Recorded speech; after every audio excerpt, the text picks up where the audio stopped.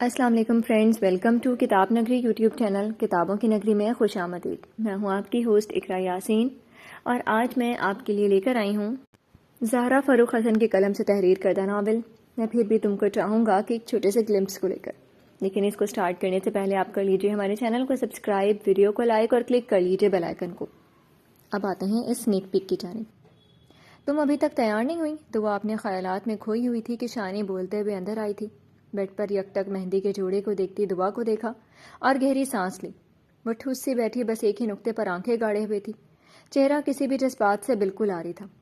شانی جو خود کو بہت مضبوط بنائے ہوئی تھی، ایک بار کی بیٹی کے چہرے کو دیکھ کر ان کا دل اس کے درد پر تڑپ گیا، پر یہی ان کی بیٹی کے لیے بہتر تھا۔ یہ سوچ کر انہوں نے پھر سے اپنے دل کو سخت کر لیا۔ وہ آہستہ آہستہ قدموں سے بیڈ تک آ گئی۔ دعا اٹھو، میں تمہیں واش روم تک لے چلتی ہوں۔ شانی آگے بڑھ کر جھکی اور اس کا بازو تھام کر پیار سے کہتے ہوئے دعا کو سہارا دینا چاہا۔ اس کے پاؤں کی چوٹ ابھی تازہ ہی تھی، مگر دعا ٹس سے مس نہیں ہوئی تھی، نہ ان کی طرف دیکھا تھا۔ دعا، میں نے کہا اٹھو۔ وہ پریشان سی ہوئی تھی۔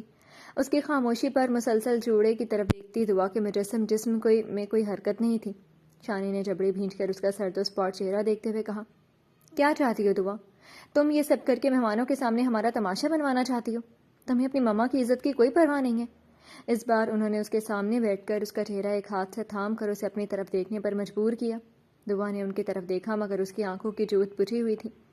شانی کا دل پھر سے تڑپ اٹھا، مگر چہرہ سخت ہی رہا۔ دعا نے سپاٹ آواز میں کہا، آپ کی عزت کے لیے قربان ہو تو رہی ہوں ماما، پھر اس سب ڈرامے کی کیا ضرورت ہے؟ مجھے نہیں کرنی کوئی رسم بھی۔ اپنے چہرے پر سے شانی کا ہاتھ الگ کر کے وہ گھٹنے موڑ کر ٹھوڑی پر رکھتی پھر سے اسی حالت میں چلی گئی۔ یہ سب ڈرامہ نہیں ہے، زمانے کا دستور ہے۔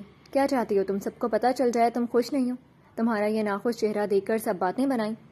ان کا دل انہیں اندر ہی اندر کچوک رہا تھا، مگر باہر سے وہ سخت بنی دعا سے غصیلی آواز میں پوچھ رہی تھی۔ دعا نے گھٹنے سے ٹھوڑی اٹھائی اور اپنے گلابی پڑتی آنکھوں سے ان کا چہرہ دیکھا۔ ہاں، میں خوش نہیں ہوں ماما، لیکن اس سے کسی کو کوئی فرق نہیں پڑتا نا۔ تو پھر ایک میرے رسم نہ کرنے سے بھی کسی کو کیا فرق پڑ جائے گا؟ مجھے نہیں کرنی کوئی رسم۔ آپ کو جو کرنا ہے وہ بیٹے کی رسم کر کے اپنے ارمان نکالیں، سرد و سپاٹ آواز میں کہتے ہوئے اس نے چہرہ موڑ لیا۔ آنکھیں ایک بار پھر بھیگنے کے مراحل طے کر رہی تھیں۔ دعا، تم اب بدتمیزی کر رہی ہو۔ انہیں اس کی بات کرنے کا انداز بہت برا لگا تھا۔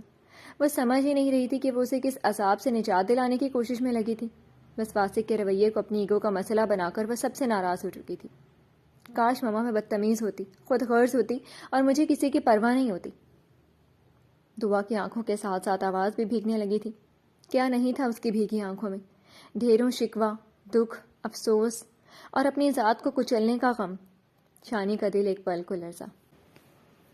دعا، تم اپنی ماما کو سمجھنے کی کوشش کیوں نہیں کر رہی ہو بیٹا؟ انہوں نے جیسے تڑپ کر اس کا چہرہ اپنی ہتھیلیوں میں بھر لیا۔ خود ان کی آنکھوں میں بھی آنسو بھر آئے تھے۔ ماما، آپ مجھے کیوں سمجھنے کی کوشش نہیں کریں؟ میں مر رہی ہوں ماما۔ ماما، سب سوچ سوچ کر پاگل ہو رہی ہوں، یہ سوچ کر ہی کہ واسق جیسا انسان کل میری زندگی کا مالک بن جائے گا۔ میرا دم گھٹ رہا ہے۔ سوچے ماما، جیت کے نشے میں گم ایک مرد میری ذات کو کس طرح اپنے قدموں تلے کچلے گا۔ میں ساری زندگی اب سر اٹھا کر نہیں جی سکتی۔ شانی کے ہاتھوں پر اپنے ہاتھوں کو رکھ کر وہ بے بسی کے احساس سے پھر رو پڑی تھی۔ روتے ہوئے وہ یاس سے شانی کو دیکھتی فریاد سی کر رہی تھی، شاید اب ان کا دل پگھل جائے، شاید اب وہ اس کی حالت سمجھ جائیں۔ مگر شانی آنے والے کل سے اس قدر خوفزدہ تھی کہ بیٹی کی آنکھوں کی ساری فریادوں سے منہ موڑ لیا۔ یہ سب تمہارا وہم ہے دعا، واسق ہرگز ایسا نہیں ہے، مجھے اس پر اعتبار ہے، وہ تمہارے ساتھ کوئی برا سلوک نہیں کرے گا۔ انہوں نے اس کے ہاتھوں سے اپنے ہاتھ کھینچتے ہوئے نگاہیں چرا لی۔ دعا کا دل ایک بار پھر زخمی ہوا تھا۔ اس پر اعتبار ہے، بس مجھ پر نہیں ہے۔ شانی نے تڑپ کر اسے دیکھا۔ تم پر بھی ہے میری جان، تم میری بیٹی ہو، میرے جگر کا گوشہ۔ انہوں نے محبت سے اس کا ہاتھ تھام کر اسے سینے سے لگا لیا۔ ان کے سینے سے لگ کر ایک بار پھر وہ رو پڑی۔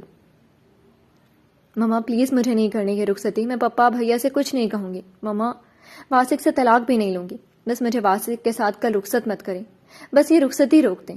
سینے سے لگی دعا تیز تیز روتی ان سے فریاد کرنے لگی۔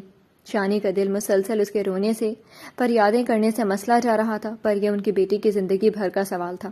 وہ جذباتیت کا شکار ہو کر اس کا مستقل بدترین نہیں بنا سکتی تھی۔ انہوں نے روتی دعا کو اپنے سینے سے الگ کیا اور بہت تیزی سے وہ بستر سے اٹھ کھڑی ہوئی۔ دعا، یہ سب بحث فضول ہے، سب کچھ طے ہو چکا ہے۔ تم چاہتی ہو سب کے سامنے ہم سب کا تماشا بن جائے؟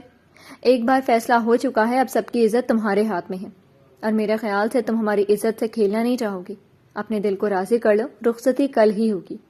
اس کی ساری فریاد کا ہر امید کا گلا گھونٹ کر بہت تیزی سے دروازے کی طرف بڑھی، پر دروازے پر ٹھٹک گئی۔ انم وہاں کھڑی شکوہ بھری نظروں سے انہیں دیکھ رہی تھی، کالی آنکھوں میں نمی بھی تیر رہی تھی۔ انو، اسے تیار کرواؤ، کچھ دیر بعد رسم ہونی ہے، اس سے کہو کہ کوئی تماشا نہ لگائے، میں صبا کو دیکھ لوں، وہ سرد آواز میں اس سے کہتی اس کی سائڈ سے کمرے سے نکل گئی، اور انم نے بس اپنے لب بھینچ لیے۔ وہ بھی تو سب سے خفا ہونے کے ساتھ ساتھ دعا سے شرمندہ تھی۔ نمناک آنکھوں سے اس نے روتی دعا کی طرف دیکھا، اور پھر تیزی سے دروازہ بند کر کے وہ اسی تیزی سے بیڈ تک آئی تھی۔ بستر پر بیٹھتے ہی اس نے روتی دعا کو گلے سے لگا لیا۔ انو، اپنا ہمدرد اور غمگسار پاتے ہی وہ پھوٹ پھوٹ کر رو دی۔ انم کا ضبط بھی جواب دے رہا تھا، مگر اس سے زیادہ غصہ آ رہا تھا۔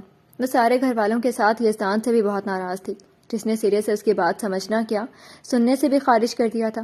الٹا رات سے وہ خاموشی اختیار کر کے نہ جانے کہاں غائب ہو چکا تھا۔ مجھے معاف کر دو دعا، میں بے وقوف تھی جو یہ سمجھی تھی کہ میں یزدان کو منا لوں گی، وہ بھی انہی مردوں میں سے نکلے جنہیں صرف اپنی مرضی چلانی آتی ہے۔ روتے ہوئے وہ دعا سے شرمندگی سے کہتی اپنے جلے دل کے بھڑاس بھی نکال رہی تھی۔ یزدان نے بڑی سخت چوٹ لگائی تھی دل کو۔ میں جانتی تھی انو، بھیا کبھی ماما کے فیصلے کے خلاف نہیں جائیں گے، وہ وہی کریں گے جو ماما کی خواہش ہے۔ دعا روتی ہوئی اس سے الگ ہوئی، اور انم نے سرد آہ بھری۔